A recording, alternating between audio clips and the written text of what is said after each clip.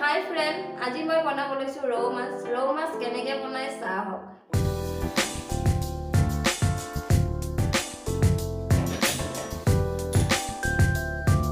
ৰৌ মাছ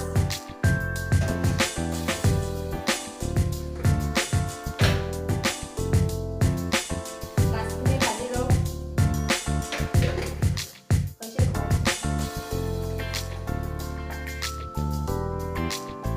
হালধি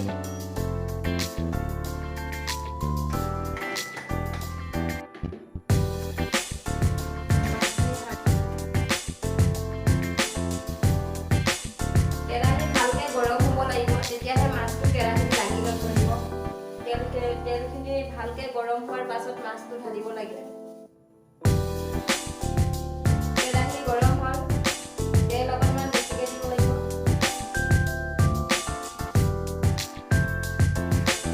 আৰু তেলখিনি এতিয়া ভালকে গৰম হ'ব দিব লাগিব। তেল গৰম হৈ গ'ল।